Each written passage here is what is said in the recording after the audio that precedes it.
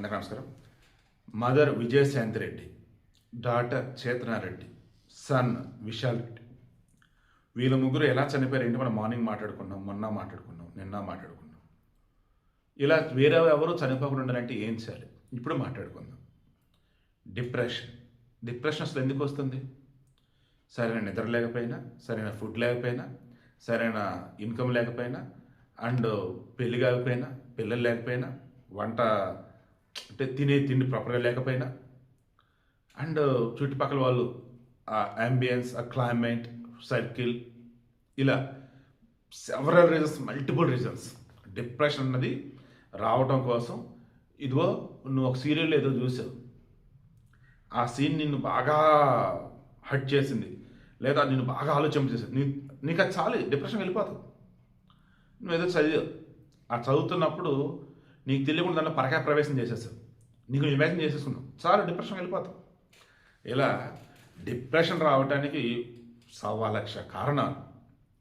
ఈమె విజయశాంతికి డిప్రెషన్ అన్నప్పుడు ఏంటి, భర్త దుబాయ్లో ఉన్నాడు, పిల్లలు ఇక్కడ హాస్టల్లో ఉన్నారు, ఈమె కానీ నైట్ షిఫ్ట్లో, అండ్ చుట్టుపక్కల చెప్పిన ప్రకారం రీసెంట్గా పెంపుడు కుక్క చనిపోయింది.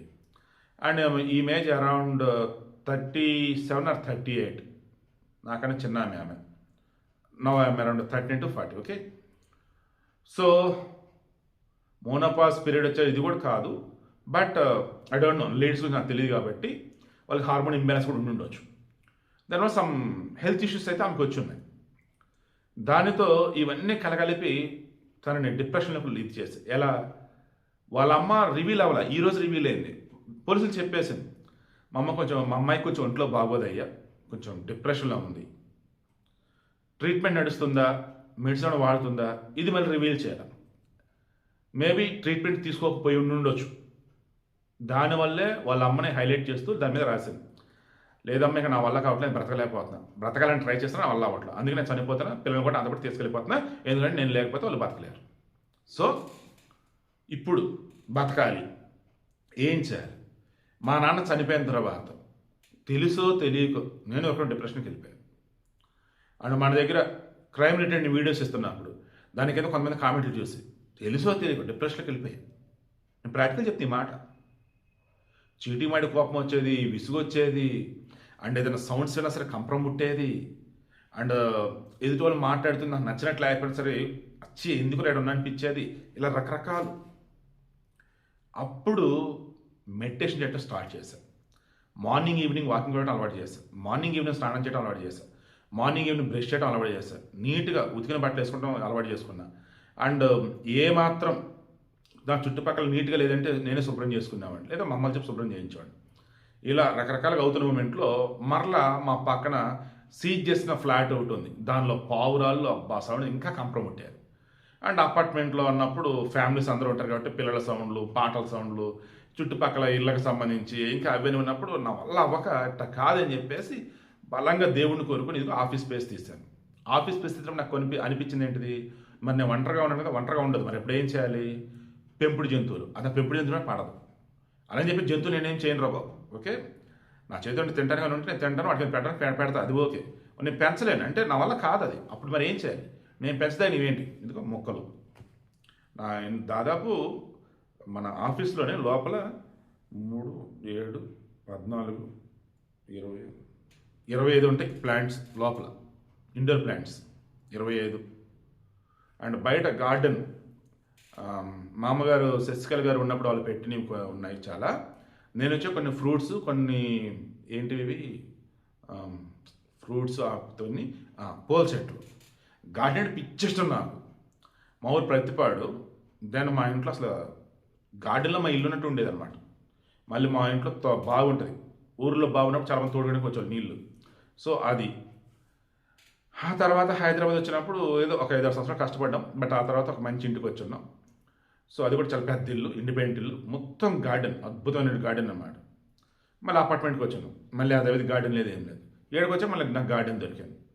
సో మార్నింగ్ ఈవినింగ్ చక్కగా మొక్కలకు నీళ్ళు పోస్తా, హ్యాపీగా గార్డెనింగ్ చేసుకుంటా, నేనే ఎవరిని రానివ్వను. అండ్ మార్నింగ్ ఈవినింగ్ ఇంటికి వెళ్ళి వస్తూ ఉంటా, ఫ్రెండ్స్తో మాట్లాడుతుంటా, తెలిసిన వాళ్ళతో మాట్లాడుతుంటా, బుక్స్ చదువుకుంటూ ఉంటా, హ్యాపీగా వేరే ఛాన్స్ కూడా వినను. వివిధ భారతి వింటా, లేదన్నప్పుడు వాళ్ళది రెయిన్బో ఎఫ్ఎం ఉంటుంది, అది వింటా. మంచి మంచి పాటలు అవి. ఓవర్ యాక్షన్ చేసే యాంకర్లు ఉండరు, హడావుడి చేసి దిక్కువల్ని యాడ్స్ ఉండవు, మంచి ఇన్ఫర్మేషన్ సమాచారం అన్నీ ఉంటాయి. ఏమంటే మీరు కావాలని చెప్తున్నారు కదా, ఇవన్నీ కల్పించుకొని లేని పని చెప్తున్నారు కదా, బట్ మంచిగా చెప్తున్నారులే, మీ ఓన్గా మీ పర్సనల్ ఎక్స్పీరియన్స్ చెప్తున్నారు చూసారా, మన నమ్ముద్ది అట్లా అంటారా, అది మీ చాయిస్. నమ్మినా నమ్మపోయినా నేను చెప్పేవన్నీ చాలా ప్రాక్టికల్గా చెప్తున్నాను, ఓకేనా. నేను కొన్నిసార్లు ఇదైతే ఒప్పుకుంటా, కొన్నిసార్లు అది నేను చెయ్యను, బట్ నేను ఫేస్ చేసా, నేను దానికి ఇదిగా ఇలా చేస్తాను, దానివల్ల మంచి జరిగిందని చెప్తాను. అది వేరే వాళ్ళు చేస్తారు, బట్ నాదని చెప్తాను. ఇప్పుడు నేను చెప్పేటప్పుడు కొన్ని నావి కొన్ని బయటలు కూడా ఉన్నాయి. అంతిమంగా నేను చెప్పేది ఏంటంటే, డిప్రెషన్ నుంచి బయటపడాలి అంటే ఉదయం సాయంత్రం స్నానం చేయండి, ఉదయం సాయంత్రం బ్రష్ చేయండి, ఉదయం సాయంత్రం వాకింగ్ చేయండి, ఉదయం సాయంత్రం ఆ మధ్యన ఇప్పుడు కుదిరితే మెడిటేషన్ చేయండి, నీట్గా ప్రతిరోజు ఉతికిన బట్టలు వేసుకోండి, మీ చుట్టూ పరిసరాలు మొత్తం శుభ్రంగా ఉండేలా చూసుకోండి. మగవారు అయితే గడ్డం వేసుకోండి, ఆడవారు అయితే శుభ్రంగా ఉండండి. గడ్డ ఉంచుకోండి, ఇబ్బంది లేదులే, కానీ శుభ్రంగా ఉండండి అంతే, ఓకేనా. తర్వాత మంచి మంచి బట్టలు కట్టుకోండి, చుట్టుపక్కల ప్లేసెస్ మీరు ఉన్న చోట్ల అన్ని నీట్గా ఉంచుకోండి. ఇంట్లో సామాన్లు ఏమన్నా చక్కగా ఎప్పుడు క్లీన్ చేసి పెట్టుకుంటూ ఉండండి. అలా చెప్పేసి మళ్ళీ ఓసిడీకి వెళ్ళదు బాబోయ్, అది కూడా మళ్ళీ నాకు అటాక్ ఆపోయింది, దాని నుంచి ఎక్కడ బయటపడ్డాను. సో ఫన్ లవింగ్ అండి, సరదాగా ఉండండి, దేనిని ఎంజాయ్ చేయండి, నచ్చడానికి దూరంగా జరగండి. అండ్ డే మొత్తం మీద మార్నింగ్, ఆఫ్టర్నూన్, ఈవినింగ్ 3 పూటల్లో ఒక్క పూటేసే నాకు నచ్చింది నేను తింటా, నచ్చిన ఫుడ్ తింటా నేను. Veg or non veg or దాన్ని ఏమంటాము స్నాక్స్, ఎనీథింగ్. ఖచ్చితంగా నాకు నచ్చినటువంటి ఫిష్ ఫ్రై ఉంటుంది. అలా లేదన్నప్పుడు రాగి సంగటి చికెన్ది అది ఉంటుంది. ఇలా లేనప్పుడు మార్నింగ్ ఎటు ఫర్మెంట్ రైస్ కదా, అది తినేటప్పుడు నాకు దానిలో నంచుకోవడానికి నచ్చిన పచ్చడి లేదా చికెన్ కర్రీ లైక్ ఇలా. సరే ఇవన్నీ ఎందుకు చెప్తానంటే, మీలో నా వీడియోల వల్ల ఒక్కలైనా సరే ఆ డిప్రెషన్ నుంచి మీరు బయటపడ్డారంటే చాలు, అది నా సంతోషం. అదే ఫ్యామిలీలో అమ్మో నాన్న పెద్దవాళ్ళు ఉన్నాయి, ఆ డిప్రెషన్ బయటకు వచ్చి మీ పిల్లల్ని మీరు బాగా చూసుకుంటే ఫుల్ హ్యాపీ నేనైతే. దానికోసం ఈ వీడియో ప్రాక్టికల్గా నాకు తెలిసిన ఎక్స్పర్ట్స్ చెప్పినా నేను మీకు ఇస్తూ ఉన్నా సలహాలు, ఓకేనా. అండ్ మంచి బుక్ చదువుతాను, మహాభారతం ఆల్రెడీ ఉంది కదా, తర్వాత భగవద్గీత అప్పుడు ఆల్రెడీ మొత్తం చదివిన మళ్ళీ మధ్యలో చదువుతాను. దేవుడి గుడిలో నా దగ్గర నా ఫ్రెండ్ గిఫ్ట్ ఇచ్చింది, తను భగవద్గీత సంబంధించి నువ్వు బాధలో ఉంటే ఒక కలర్ స్లిప్ ఉంటుంది, సంతోషం ఒక కలర్ స్లిప్, లోన్లీ ఉంటే ఒక కలర్ స్లిప్, యాంగ్జైటీ ఒక కలర్ స్లిప్, ఇలా ఒక మనిషికి ఉండే 10 రకాల లక్షణాలకు సంబంధించి 10 రకాల స్లిప్స్ ఉంటాయి. ఒక్కో రకమైన స్లిప్ 10 ఉంటాయి అన్నమాట. నాకు అది మొత్తం భగవద్గీత సింక్ అయి ఉంటుంది. నేనేం చేస్తానంటే వెళ్ళి నాకు అనిపించినప్పుడు ఆ స్లిప్ తీస్తా, అండ్ నాకు ఏ ఫీలింగ్ అవుతుందో ఆ స్లిప్ తీస్తా. వీలైతే నేను వాళ్ళకి ప్రమోషన్ అనడానికి వాళ్ళు హ్యాపీ అనుకుంటారేమో, అది నేను ఫోటో కొడతాను, దేవుడి రూమ్లో ఉండాలి, ఫోటో కొట్టి నేను అటాచ్ చేస్తాను, అది చూడండి, ఓకేనా. ఆ నచ్చి స్లిప్ తీస్తాను కదా, అది ఓపెన్ చేసి చదువుతానా. ఒకవైపు సాంస్క్రిట్ హిందీలో ఉంటుంది, ఒకవైపు ఇంగ్లీష్లో ఉంటుంది. ఇంగ్లీష్ అర్థమైంది నాకు, దాని ఇంగ్లీష్ కదా. అప్పుడు నాకు అనిపించింది, అరే నేను చేస్తుందే కదా ఇది. లైక్ అది ఎలా ఉండదు అంటే, నిజంగా అది ఇచ్చిన నా ఫ్రెండ్ ఓ రకంగా ఆ దేవుడే తన చేత నాకు పంపించినట్టు ఆ గిఫ్ట్ అయితే. ఇప్పుడు చాలా హ్యాపీగా ఫీల్ అవుతాను, రైట్ టైంలో రైట్ గిఫ్ట్ నాకు పంపింది అని. సో లోన్లీగా అనిపించదు, దేవుడు నాతో ఉన్నట్టు అనిపించింది. లోన్లీగా అనిపించిన వాళ్ళు ఏం చేయాలి, ఆఫీస్కి వెళ్ళండి, ఫ్రెండ్స్తో మాట్లాడండి, కొలీగ్స్తో మాట్లాడండి, ఇంటి చుట్టుపక్కల మళ్ళీ ఎవరితో పెడితే వాళ్ళతో కాదు, చక్కగా నీలాగా మాట్లాడేవాళ్ళు, నీ స్థాయికి తగ్గట్టుగా మాట్లాడేవాళ్ళు. ఇప్పుడు యువతలతో మాట్లాడని చెప్పేసి వాచ్మెన్లతో, రోడ్డు ఊడ్చే వాళ్ళతో మాట్లాడుతూ వాళ్ళు తక్కువ చేయను. రోడ్డు ఊడ్చే వాళ్ళు మంచి వాళ్ళు ఉంటే వాళ్ళతో మాట్లాడు, వాచ్మెన్తో కొంచెం పద్ధతిగా ఉండేవాడంటే అతనితో మాట్లాడు, ఇబ్బందిలా. కొంతమంది ఏంటి, వాళ్ళు చేసే పని తగ్గట్టుగా మాట్లాడుకుంటూ ఉంటారు, నువ్వు చేసే పని ఎవరు వాళ్ళు చేసే పని ఎవరే కదా, సో అర్థం కాదనమాట. అది నేనేది అలాంటప్పుడు వద్దు. కొంతమంది ఉంటారు, అబ్బా టాప్ మోస్ట్ బిలియనీర్లు, బాగా డబ్బును చదువున్నాడు అంటాడు, బట్ అటు బుర్ర సరిగా పనిచేయదు, అటువంటితో మాట్లాడితే ఉపయోగం ఏంటి. సో ఎవరితో మాట్లాడు వాళ్ళతోనే మాట్లాడు. అండ్ వాకింగ్ అని చెప్పే కదా ఇందాక, అప్పుడప్పుడు ట్రావెలింగ్ వెళ్తూ ఉండండి, అప్పుడప్పుడు మీకు నచ్చినటువంటి దేవాలయాలకు వెళ్తూ ఉండండి. అన్నిటికి సంబంధించి నేను చెప్పేది ఏంటంటే, మీరు ఏ క్షణం కూడా ఏదో ఒంటరన్న ఫీలింగ్ వద్దు, అతిగా అసలు ఆలోచించవద్దు. బాడీకి సంబంధించి కాసేపు చచ్చిపోతున్నారా అని చెప్పేసి దేవుడు చెప్పినా నీకు ఏదో వాయిస్ సరిపడింది, రే కాసేపు చచ్చిపోతున్నారా అన్నాడు. ఎలా అన్నా, కాటే కరెక్టా నీకు అన్నాడు. అప్పుడు ఏం చేయాలి, నువ్వు బతకడానికి ఛాన్స్ ఉందని అడగండి ఫస్ట్, లేదని అన్నాడు ఎంత టైం అని అడగండి, 5 నిమిషాలు అన్నాడు, 5 నిమిషాలు కంగారు వద్దు, 5 నిమిషాలు నువ్వు ఏం చేయగలవు. ఫస్ట్ సీక్రెట్లు ఏమున్నాయో అవి ఫోన్ చేసి చెప్పాల్సిన చెప్పు. ఈ 5 నిమిషాల్లో నువ్వు ఏదైనా రాయాలంటే రాసి చక్కగా అన్నీ ఆడబెట్టు. ఆ తర్వాత ఓకే రెడీ తీసుకెళ్ళిపోని చెప్పేసాను. ఈ వీడియో కొంతమందికి నచ్చవచ్చు నచ్చకపోవచ్చు, బట్ మరలా చూడండి, అద్భుతమైన వీడియోని మీరే అంటారు. ఎందుకంటే లైఫ్ అంటే ఏంటో తెలిసినవాడిని, ఎన్నో కష్టాలు భరించి ఈ స్థాయికి వచ్చినవాడిని. కెరీర్ స్టార్టింగ్లో కష్టాలు పడ్డా, కెరీర్ పీక్స్లో ఉన్నప్పుడు ఒక మూర్ఖుడు పుణ్యం అని చెప్పేసి ఈటీవీ ప్రతి నుంచి బయటకు రావాల్సిన సందర్భం. అప్పుడు మరలా బతకాలి సంవత్సరాలను పెట్టా, అద్భుతమైన కంటెంట్ బట్టి వ్యూస్ రావట్లా. దాన్ని మదనపల్లి 19 ఇన్సిడెంట్ వచ్చింది. దాన్ని అప్పుడు నన్ను ఈ ప్రపంచం మరలా కొత్తగా పరిచయం చేసింది. రకరకాల కోణాలు ఆలోచించడం, ఎప్పటికప్పుడు ఇన్డెప్త్ ఎనాలిసిస్ ఇవ్వటం. ఇక ఆ తర్వాత ఇంకా నలుగురు నేను చూసుకోవాలి. సో ఆ వచ్చిదని నిలుపుకున్నా. సో వీడియో క్లోజ్ చేస్తున్నా. ఎట్టి పరిస్థితుల్లో కూడా డిప్రెషన్ మీ దరిదాపులకు రానియకండి. వస్తే ఇప్పుడు నేను చెప్పినవి జస్ట్ ట్రై చేయండి. మాకు ఓపిక లేదంటే ఇమీడియట్గా సైకాలజిస్ట్ని కలవండి. సైకాలజిస్ట్ కౌన్సిలింగ్ ఇస్తారు.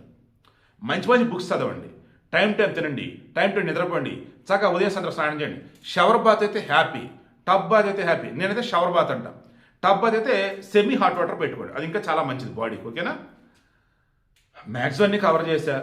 ఏం లేదు బాస్, మనకు నచ్చిన వాళ్ళ దూరమైనా, నచ్చింది మనకు దక్కకపోయినా ఆ సమయంలో నిజంగా కొంచెం ఇబ్బంది అనిపిస్తూ ఉంటుంది. దానినే డిప్రెషన్ అంటారు. ఈ డిప్రెషన్ కొంతమంది చంపేస్తుంది, కొంతమందిని వేరే వాళ్ళు చంపేలా చేస్తుంది, ఇంకొంతమందిని పిచ్చోళ్ళలా చేస్తుంది, ఇంకొంతమందిని ఏదో చేస్తా పోయింది. అందుకే దాన్ని మన దరిదాపు రాకుండా కాపాడుకుందాం, మనం బాగుందాం.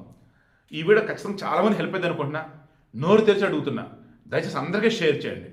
మన ఛానల్ నచ్చితే సబ్స్క్రైబ్ చేసుకోండి.